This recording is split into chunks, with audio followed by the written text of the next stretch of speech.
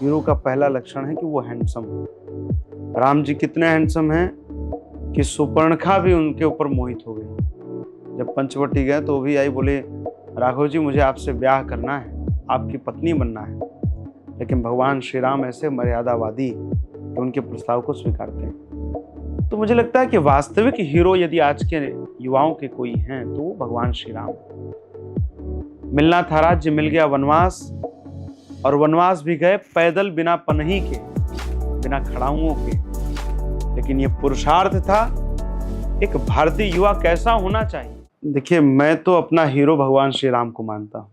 आज के अभिनेताओं को आप देखिए, किसी की क्वालिफिकेशन देख लीजिए, किसी का व्यवहार देख लीजिए, तो कोई नशे में पूरा धुत है। तो मैं इनमें से किसी को अपना आदर्श नहीं मानता। यदि किसी को अपना हीरो मानता हूं तो वो भगवान श्री राम है। हीरो शब्द में 4 शब्द हैं, हीरो में 4 अक्षर हैं, HERO। H for handsome. Hero का पहला लक्षण है कि वो हैंडसम है। राम जी कितने हैंडसम हैं कि सुपर्णखा भी उनके ऊपर मोहित हो गई। जब पंचवटी गए तो वो भी आई, बोले राघव जी मुझे आपसे ब्याह करना है, आपकी पत्नी बनना है। लेकिन भगवान श्री राम ऐसे मर्यादावादी कि उनके प्रस्ताव को स्वीकारते हैं। E for educated. आज के जो हीरो हैं, गूगल गुरु से तो कुछ छिपा नहीं है। किसी की भी विकिपीडिया पर जाकर किसी का प्रोफाइल खोल लीजिए तो कोई जैसे तैसे 8वीं पास है, कोई 5वीं पास है, कोई 10वीं फेल है, ऐसी परिस्थिति है। लेकिन मेरे जो हीरो हैं भगवान श्री राम, गुरुगृह गए पढ़न रघुराई, अल्प काल विद्या सवाई। सारी विद्याओं को उन्होंने अल्पकाल में अपने भीतर धारण कर लिया, बिल्कुल ग्रहण कर लिया। R for regular. नियमित है, समय के पाबंद हैं। समय जान गुरु आए सुपाई, लेन प्रसून चले रघुराई। समय बहुत महत्वपूर्ण वस्तु है, इसलिए समय का महत्व सबको समझना चाहिए।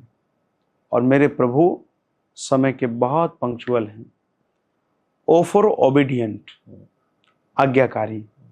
मुझे लगता है कि भगवान श्री राम जैसा आज्ञाकारी व्यक्ति इस धरा में कोई प्रकट ही नहीं हुआ है। दुनिया के पिता तरसते हैं कि मेरा बेटा मेरी एक बात माने, और कैसा सौभाग्य है चक्रवर्ती महाराज दशरथ जी का कि जो भगवान से प्रार्थना कर रहे हैं कि मेरा बेटा मेरी एक बात टाल दे, एक बार टाल दे। तो मुझे लगता है कि वास्तविक हीरो यदि आज के युवाओं के कोई हैं तो वो भगवान श्री राम है। मिलना था राज्य, मिल गया वनवास, और वनवास भी गए पैदल बिना पनही के, बिना खड़ाऊओं के। लेकिन ये पुरुषार्थ था। एक भारतीय युवा कैसा होना चाहिए, दुनिया के युवाओं का आदर्श कैसा होना चाहिए कि जो व्यक्ति पैदल अपनी पत्नी और भाई के साथ गया था, छोटे भाई के साथ, वो लौटा तो पुष्पक विमान में लौटा और अपने साथ पूरी वानरों की सेना लेकर लौटा। तो ऐसा पुरुषार्थ होना चाहिए। राइट। आज तो शेयर मार्केट में लगाते हैं, लिया था 3000 रुपए का और उसमें 200 कम हो गया तो महाराज मरने की स्थिति आ जाती लोगों की। ऐसा नहीं होना चाहिए। तो युवाओं के यदि आदर्श कोई है तो भगवान श्री राम है, भगवान श्री राम है। और आप नेताओं की बात कर रहे थे, आज किस नेता को आदर्श मानेंगे आप? दलितों के यहाँ दिखाने के लिए भोजन करने जाते हैं, टिफिन और थाली पीछे से पहले पहुंचती है। मेरे भगवान श्री राम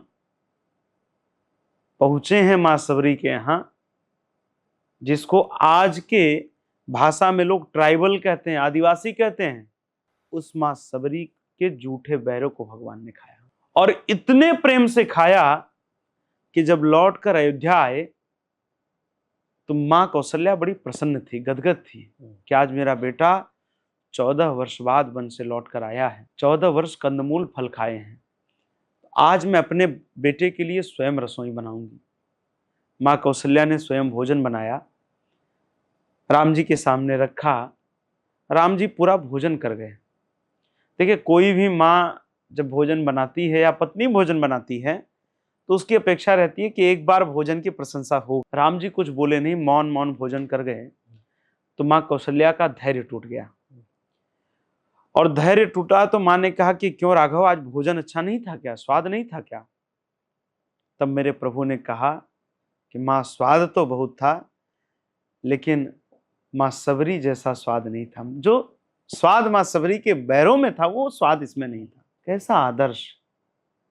आज के कोई प्रधान भी हो जाएं और पंचवर्षीय के बाद जब वो पूर्व प्रधान होते हैं तो पूर्व तो उनकी गाड़ी में इतना बड़ा लिखा होता है और प्रधान जी इतना बड़ा लिखा होता है।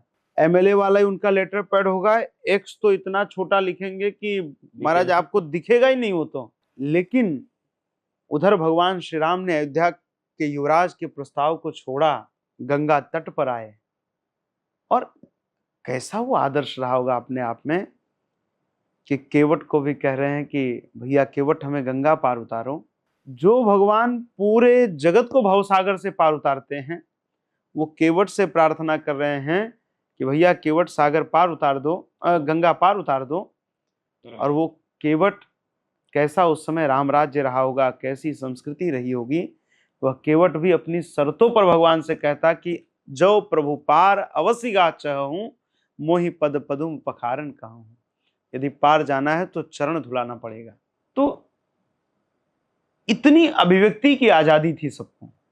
आप कल्पना करिए आज का कोई नेता होगा, भरी जेठ की दोपहरी में गंगा तट के बालू पर खड़ा हो, गरम गरम बालू पर, और कहे कि गंगा पार उतार दो, और वो कहे कि नहीं मैं अपनी शर्तों पर लेकर जाऊंगा, तो आप समझिए कि आज का नेता क्या करेगा। हिम्मत ही नहीं होगी, वो बोल ही नहीं सकता व्यक्ति।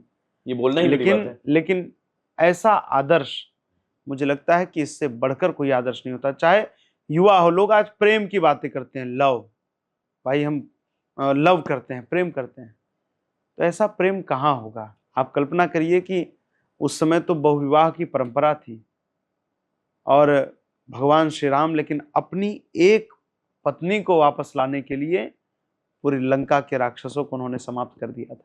जब जटायु जी ने जानकी जी की रक्षा में तमाम रावण के अत्याचार को उन्होंने सहा, उसके आक्रमण को सहा, तो मेरे प्रभु जब जटायु जी के पास पहुंचे तो जटायु जी से कहा, और ये आदर्श होना चाहिए मेरे भारत की युवा का, जटायु जी से कहा कि सीता हरण तात जनि कहूं पिता संजाई, जो मैं राम तो कुल सहित कहीं दसानन आई। कि हे जटायु जी महाराज, जानकी जी का हरण हो गया है, ये समाचार आप पिताजी को मत बताइएगा स्वर्ग में जाकर।